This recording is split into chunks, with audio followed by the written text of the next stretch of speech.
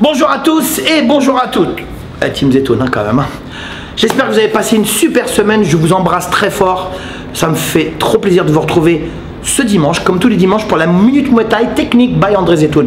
Attention, la saison n'est pas terminée. Il va y avoir encore des surprises au niveau des interviews. Je vous dis pas des noms, mais il va y avoir du très très lourd. De toute façon, on reçoit que du très lourd. Aujourd'hui, on va avoir une vidéo assez particulière. Quelle différence y a-t-il entre le Muay thaïlandais et le Muay occidental? On va voir ça tout de suite.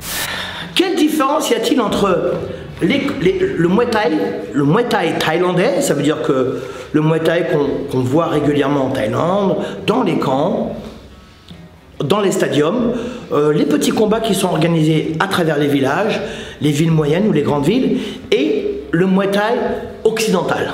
Alors, il y a un truc qu'il faut bien comprendre, c'est que depuis quelques années, les Occidentaux se sont rapprochés quand même très près du Muay Thai dit traditionnel, d'accord? On a quand même, surtout en France, on a quand même des combattants, on est un des rares pays au monde à avoir récolté quand même des ceintures, soit du Lumpini, soit du Raja. Je parle de boxeurs français, et ça, il fallait le signaler parce que c'est extrêmement rare. Donc, alors, il est vrai qu'en Thaïlande et en Europe, on a une manière d'appréhender cette technique de combat de manière très différente. Nous, en Europe, on ne fait pas ça pour manger. Ou alors il y en a très peu qui font ça pour manger. C'est quelques combattants qui vont gagner leur vie. Voilà, on avait parlé déjà de ça.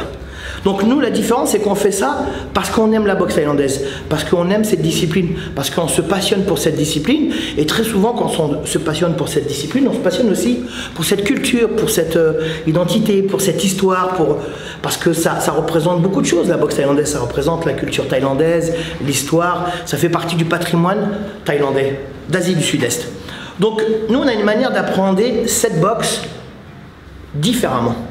Je veux dire par là que les boxeurs occidentaux se comportent différemment sur un ring. Les Thaïlandais, ils ont une longue expérience du combat. Nous, en Muay Thai, on a une expérience de 40 ans en France. Eux, lorsque nous, on a 40 ans, eux, ils ont plusieurs décennies. Je parle au niveau des combats. Alors, la différence qu'il y a entre le Muay Thai dit traditionnel en Thaïlande et en Europe. Alors, il faut bien comprendre une chose aussi, c'est que tout doucement, le Muay Thai commence à changer véritablement de visage en Thaïlande. Du fait que le One ait acheté le Raja et le Lumpini, du fait que le Max Muay Thai ou le Thai Fight propose des combats uniquement 3 rounds, avec 2 minutes de repos. Donc ça devient beaucoup plus spectaculaire. Il y a une occidentalisation de la boxe en Asie du Sud-Est.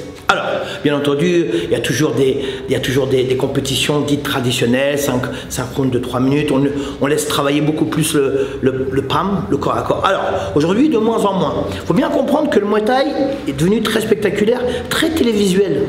C'est vrai que ça passe très bien à la télévision, avec cette musique lancinante qu'on appelle Don Trimwe.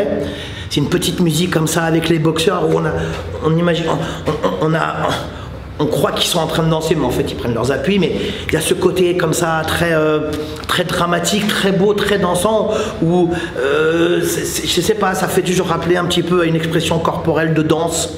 Et puis tout à coup jaillit des coups et ça fait très mal. En plus, alors, en Thaïlande, il faut bien comprendre une chose, c'est qu'en Thaïlande, le Muay Thai fait partie du patrimoine thaïlandais. Dans les années 70, ça faisait partie du patrimoine thaïlandais, mais comme il y avait très peu de blancs, entre guillemets, d'occidentaux, qui venaient en Thaïlande, donc c'était pas jalousement gardé. Et du fait que la Thaïlande s'est ouverte au tourisme, donc la Thaïlande a bien compris une chose, le gouvernement thaïlandais, les autorités thaïlandaises ont compris une chose, c'est que le Muay Thai, je pense que c'est plusieurs pourcents de touristes par an. Et donc, de manière intelligente, ils ont ouvert cet esprit. Même moi, j'y suis allé, hein, même toi, t'es allé. Donc, alors, le Muay Thai, est-ce qu'il est différent de l'Asie et de l'Europe et du reste du monde occidental? Oui.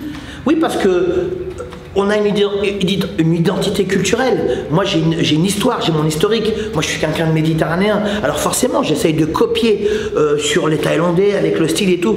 Mais génétiquement parlant, mais toute ma culture, elle vient du bassin méditerranéen.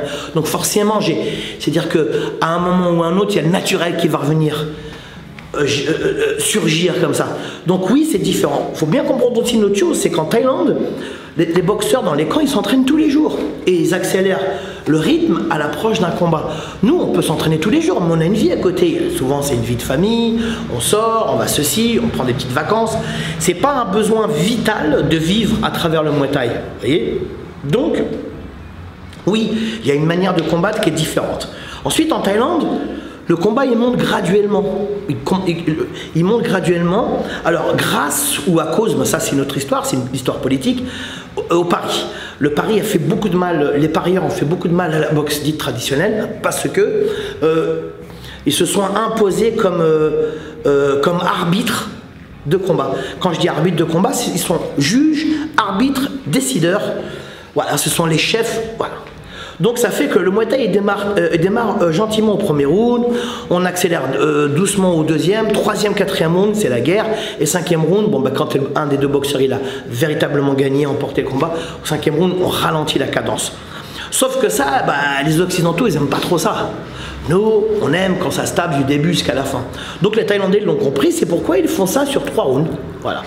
Alors si vous voulez voir du Muay Thai traditionnel, moi, je dis traditionnel, ouais, ce qui n'a pas bougé, où on utilise encore beaucoup le corps à corps, les saisies, on jette et compagnie, vous allez sur Channel 7. Moi je pars en Thaïlande cet été et je vais aller voir des combats au Channel 7. T'es allé, Anthony, toi? Ouais. C'est extraordinaire. Pour moi c'est les meilleurs combattants, c'est super spectaculaire, et puis les boxeurs ils ont un niveau technique extrêmement élevé. La différence qui est entre les Occidentaux, donc les non-thaïlandais, et même les Laotiens, les Cambodgiens, les Birmans, ils boxent différemment. Ils ont, par exemple, les Cambodgiens, ils vont utiliser beaucoup plus les low kicks. Ils ont des super points aussi. Hein. Les Laotiens, ils utilisent pratiquement pas l'anglaise. Ils ont une garde très large et dès que ça retombe, les coups de coude. Vous voyez? Donc ils ont une manière de s'entraîner qui est différente. Ça veut dire qu'on va accentuer le travail sur le shadow. Le shadow, ça va être très long. On va accentuer le travail sur la course. C'est-à-dire les footings, des longs footings tous les jours. On va accentuer le travail aussi sur la corde pour travailler l'endurance et le rythme, et surtout la coordination. On va accentuer le travail sur le PAO.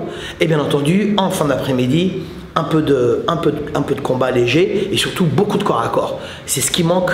Alors c'est là où on est encore à la traîne, c'est que les Occidentaux ils sont encore à la traîne. Bien entendu, à part des boxeurs, à part des exceptions, parce qu'il y a toujours des exceptions. Quand vous prenez un boxeur comme Fabio Pinca, Danny Bill,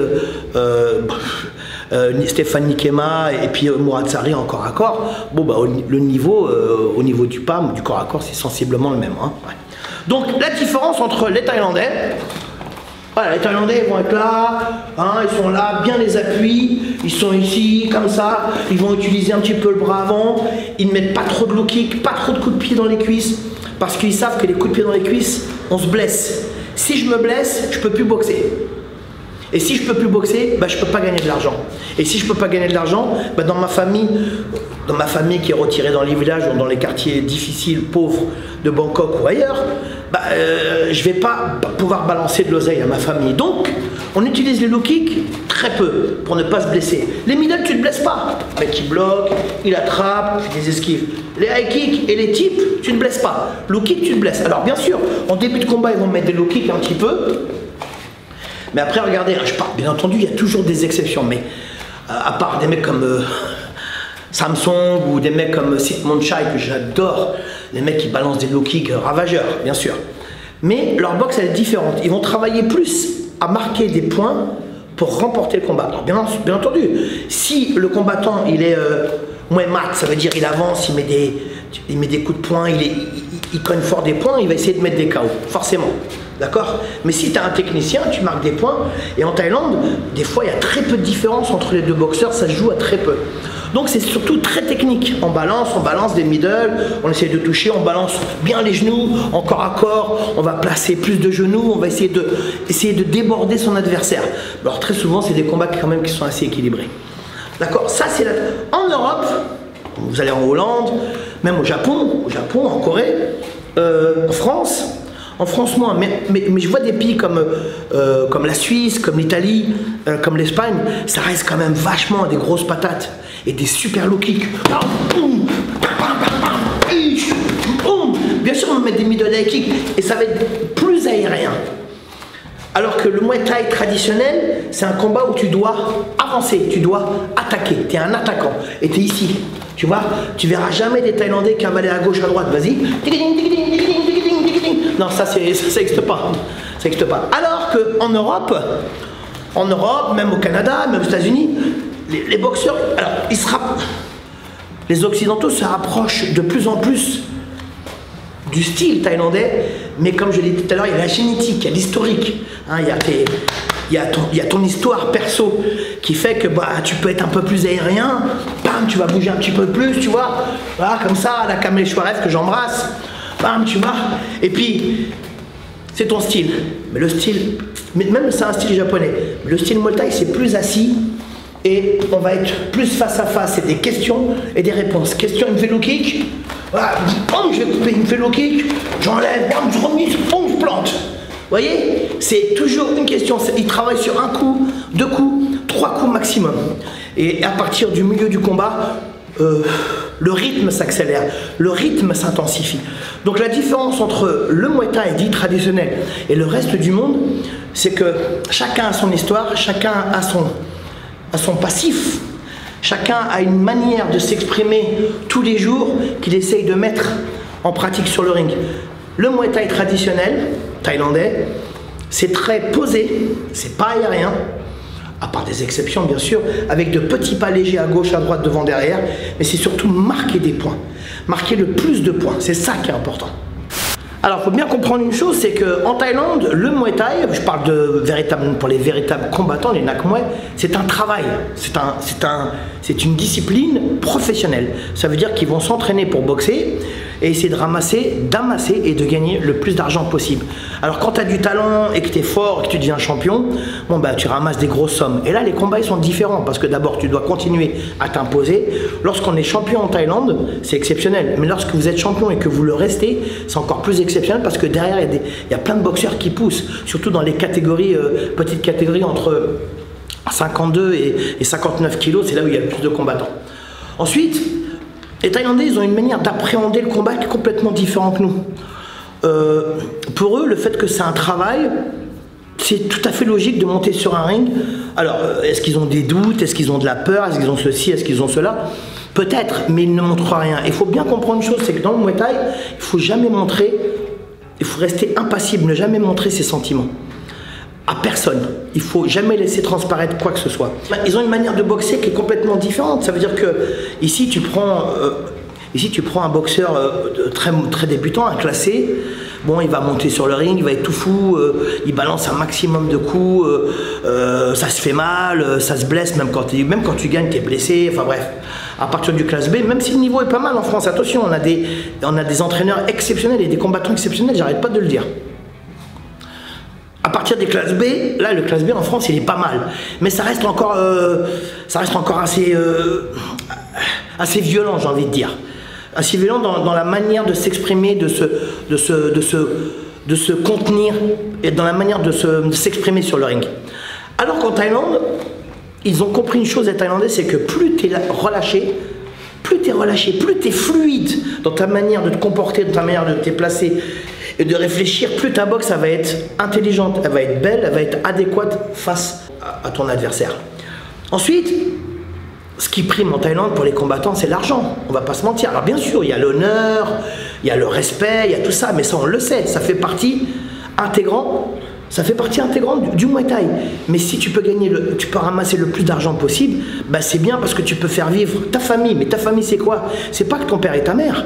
Si tu as des enfants, mais c'est pas que ça, c'est tes oncles, c'est tes grands-parents, parce qu'il faut bien comprendre une chose, c'est qu'en Thaïlande, les vieux, ils vivent avec la famille, et c'est une très très belle chose, une chose qu'on a un petit peu perdue en Europe, hein, voilà. Donc les vieux, ils vivent ensemble. Ça m'est arrivé d'aller chez des potes boxeurs que j'ai connus, qui étaient des grands champions. Quand j'allais chez eux, il y avait l'oncle, la tante, le frère, la soeur, c'est son cousin. Ils vivaient à 15, à 19 dans un endroit. Donc, c'est-à-dire que, à part travailler au champ ou à l'usine ou quoi aux caisses, le mois, il ramène de l'argent, il fait vivre tout ça. Donc ça veut dire que les parents, la famille comptent sur lui. Donc le gars, il doit boxer, il doit gagner de l'argent. Alors c'est pour ça que lorsqu'il boxe, il essaie de boxer intelligemment et chercher à ne pas se blesser, parce que moins il se blesse, plus il pourra boxer. Très souvent, c'est pas rare de voir des boxeurs qui boxent pratiquement tous les week-ends. Alors bien sûr, tu peux pas boxer tous les week-ends quand tu rencontres des combattants d'exception, mais quand tu rencontres des boxeurs moyens, tu peux boxer pratiquement tous les week-ends, parce que tu vas boxer de manière intelligente et éviter à marquer des points, comme je disais tout à l'heure, le plus possible pour remporter ta victoire, comme si tu faisais un petit combat souple comme à la salle, mais un petit peu accéléré. Ça c'est, voilà. Alors, est-ce qu'ils ont peur? Est-ce qu'ils sont dans le doute? Est-ce que ceci? Est-ce qu'ils sont prêts? Est-ce qu'ils sont pas prêts? Ça, tu le verras pas, ça, tu le sauras pas. Et c'est ça leur force aux Thaïlandais. Merci Steven. Merci André. Bon, j'allais faire pipi. Ah bah non, je peux pas. Ah bah, bon bah écoutez, je suis désolé, j'allais faire pipi une autre fois. Voilà, j'espère que cette vidéo vous a plu. N'oubliez pas de la partager, n'oubliez pas de la changer, n'oubliez pas de la prendre, de la lire comme... Faites ce que vous voulez avec. On se retrouve la semaine prochaine, même heure, même endroit. On garde le sourire, on garde la banane, il fait beau, la vie est belle. Voilà, on fait du mouet. Et puis on a la chance en France d'avoir des entraîneurs exceptionnels, des combattants exceptionnels, certes, mais des écoles de ouf et des profs de ouf. Moi j'en connais tellement des profs qui sont super forts. N'hésitez pas, allez vous inscrire dans les salles, faites vivre la boxe, faites vivre le Muay Thai, allez en Thaïlande. Faites vivre le Muay Thai, c'est magnifique, vous allez en sortir grandi et heureux. Moi, là, le Muay Thai, ça me rend heureux. Ah, c'est ça qui est bien, franchement. Muay Thai, mon vôtre.